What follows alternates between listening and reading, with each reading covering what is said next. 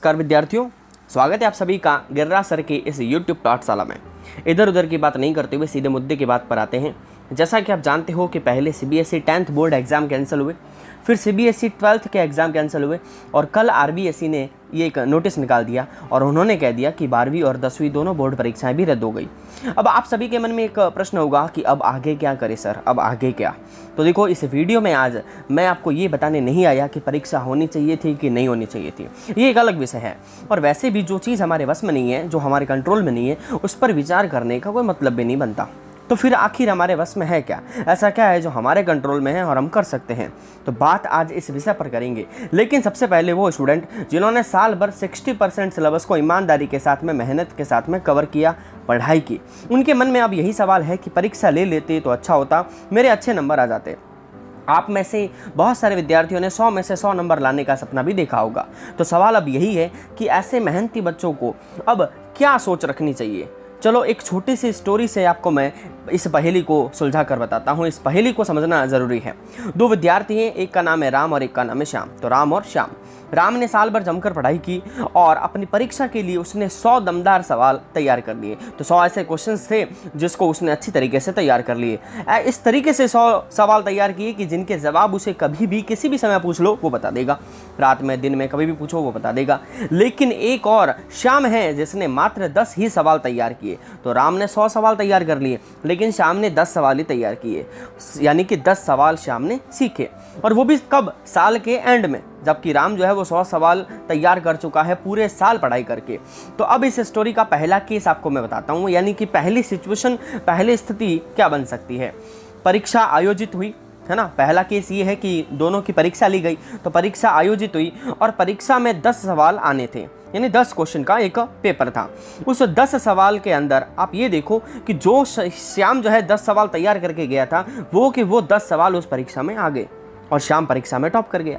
अब आप मुझे बताओ कि इस पहले केस के अंदर ज्ञान किसने ज़्यादा ग्रहण किया, यानी कि सबसे ज़्यादा पढ़ाई करके ज़्यादा चीज़ों को किसने ग्रहण किया, है ना, ज्ञान अर्जित किसने किया। तो आपका सवाल, इस सवाल का जवाब आपका यही होगा कि सबसे ज़्यादा जो सवालों का अध्ययन करने वाला है राम, उसी ने सबसे ज़्यादा ज्ञान ग्रहण किया है। तो फिर इस परीक्षा का परिणाम क्या कुछ भी हो, इससे राम को कोई फर्क नहीं पड़ना चाहिए, है ना। हालांकि राम फेल हो गया, है ना, इस केस के हिसाब से देखा जाए तो राम जो है वो फेल हो गया, लेकिन 100 सवाल तैयार किए थे उसने, तो उसे उस पढ़ाई को बैकअप करना चाहिए। तो ये एक एज्यूम की गई स्टोरी है, आप इसको मन पर मत लेना, है ना। अब इसी स्टोरी के दूसरे केस पर जाते हैं। मान लेते हैं कि परीक्षा हुई ही नहीं, कोई टेस्ट नहीं हुआ, परीक्षा ही नहीं हुई। अब बताओ ज्ञान किसने ज़्यादा ग्रहण किया? आपका जवाब अभी भी वही है, राम ने। शायद आप अब मेरी बात समझ चुके हो। तो इंपॉर्टेंट क्या है? परीक्षा में हाईएस्ट नंबर लाकर कुछ समय के लिए अपने मन को खुश करना, या उस एक साल में जो हमें पढ़ने के लिए मिला उसमें इतना ज्ञान अर्जित कर लेना कि आपके लिए फिर परीक्षा का कोई महत्व ही ना रहे। अब परीक्षा लेने का औचित्य होता क्या है? क्यों ली जाती है परीक्षा? यही ना कि आप परीक्षा पास करो और अगली कक्षा में बैठ जाओ, अगली क्लास में प्रमोट हो जाओ। तो अगली कक्षा में तो आपको इस साल वैसे भी बैठा दिया जा रहा है ना। तो इस साल अगली कक्षा में भी आप बिठा दिए जाओगे। तो आपके लिए महत्वपूर्ण क्या था? महत्वपूर्ण आपके लिए यह है कि कोरोना काल में घर पर बैठकर आपने अपने आप को कितना बदला, कितनी पढ़ाई की, कितनी मेहनत की और क्या क्या नया सीखा, और अपनी गलतियों को कितना ओवरकम किया, कितना कम किया। अब आपका वो सवाल जो थंबनेल में है, अब आगे क्या हमें सर करना चाहिए। सबसे पहले हम उन बच्चों की बात करेंगे जो 9th पास करके इस साल 10th में आए हैं। तो देखो, पहले से आपकी पढ़ाई ख़राब हो चुकी है, क्योंकि 8th के अंदर भी आपको इसी तरीके से पास कर दिया गया था, 9th में भी आप ऐसे ही पास हो गए और अब आप 10th में आ चुके हो। तो ये साल आपका 10वीं का है और 2022 में आप 10वीं का पेपर देने जा रहे हो। तो स्कूल खुलने का इंतज़ार तो आप करो मत। 9th की बुक एक सामने रखो। मान लेते हैं मैथमेटिक्स सब्जेक्ट है, तो 9th की मैथमेटिक्स की बुक आप अपने सामने रखो और साथ में उसके 10th की बुक भी रखो, और ये देखो कि 9th का कितना पोर्शन 10th में फिर से मिलने वाला है। तो उस 9th वाले सिलेबस को देखते हुए 10th वाले सिलेबस को कवर करना शुरू करो। फ़ोन आपके पास में है, यूट्यूब से आप अच्छे से इसको प्रिपेयर कर सकते हो, ठीक है। उसे देखना शुरू करो। और मेरा वही फॉर्मूला जो आपको मैं हमेशा बताता हूँ, 5 क्वेश्चन डेली, अगर आप इसको अप्लाई करते हो तो डेफिनेटली आपको 1 महीने के अंदर इंप्रूवमेंट जरूर दिखाई देगा। आप सभी सब्जेक्ट्स के साथ में ऐसा कर सकते हो, केवल मैथमेटिक्स नहीं। अगर आप मैं मैथ में 5 क्वेश्चन कह रहा हूँ तो आप साइंस या अदर किसी सब्जेक्ट में भी 5 टॉपिक या फिर 2 पेज भी अगर आप SST से पढ़ते हो, किसी भी सब्जेक्ट से पढ़ते हो, तो आपको बेनिफिट ज़रूर मिलेगा। फिर वो बच्चे जो 10वीं इस साल पास हो चुके हैं, ज़बरदस्ती पास कर दिया गया है आपको, क्या कर सकते हैं, परीक्षा हुई नहीं। तो आप सभी थोड़ा संयम रखो, थोड़ा इंतज़ार करो, और आप सभी को विचार ये करना है कि हमें अब किस फील्ड में जाना है ना। 3 आपके पास में रास्ते खुले हैं, साइंस, आर्ट्स और कॉमर्स। तो आपका ये प्रश्न आपके मन में है कि अब हम किस फील्ड में जाएं, तो ये निर्णय जो है आपको खुद को लेना है। राय आपको सबकी लेनी है, लेकिन सुननी केवल और केवल अपने मन की है।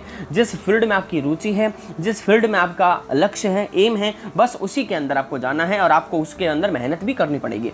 अब 11वीं के वो बच्चे जो अगले साल 12वीं का एग्जाम देंगे, 11वीं पास कर दिए गए, तो मैं उनको यही कहूँगा, आपके पास में तो गोल्डन अपॉर्चुनिटी है, इस साल में जोर लगा दो। और चाहे आप किसी भी सब्जेक्ट के विद्यार्थी हो, चाहे आर्ट्स के हो, चाहे साइंस के हो, चाहे कॉमर्स के हो, अपना 100% देने के लिए खुद को तैयार कर दो, झोंक दो अपने आप को।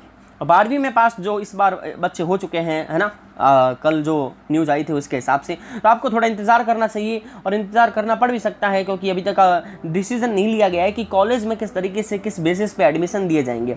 तो ये निर्णय आने के बाद ही कुछ कह सकते हैं। लेकिन आप यदि आर्ट्स के स्टूडेंट हो, फॉर एग्जाम्पल अगर आप आर्ट्स के स्टूडेंट और आपको पता है कि मुझे BA ही करनी है ना, बैचलर ऑफ आर्ट्स, तो फिर इंतज़ार किस बात का है। फ़ोन उठाओ, फ़ोन सबके पास में होता है ना, तो यूट्यूब पर जाओ और उस सब्जेक्ट से रिलेटेड जो भी आपका फील्ड है उससे रिलेटेड रिसर्च करो, है ना, कि आपको इस आगे की क्लासेस में क्या क्या चीज़ें मिलने वाली है और उसको किस तरीके से तैयार करना है।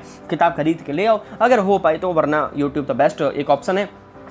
तो आई होप आप सभी को मेरी बात ये समझ में आ गई होगी और अच्छी भी लगी होगी। समझ में आ गई है तो जल्दी से इस वीडियो को लाइक करना और सबके साथ में शेयर करना। आपका कोई भी डाउट अगर रह गया है तो कमेंट सेक्शन में मुझे ज़रूर बताना। आपकी हर प्रकार की दुविधा को हल करने के लिए मेरा पूर्ण प्रयास रहेगा। देखो बच्चों, सफलता जो है वो एक दिन में नहीं मिलती है, सफलता एक दिन में नहीं मिल जाती, लेकिन एक दिन जरूर मिलती है। तो ज़रूरी है निरंतर अभ्यास करते रहना। तो इसी के साथ आज के इस वीडियो में इतना ही, मिलते हैं नेक्स्ट वीडियो में, तब तक जय हिंद, जय भारत।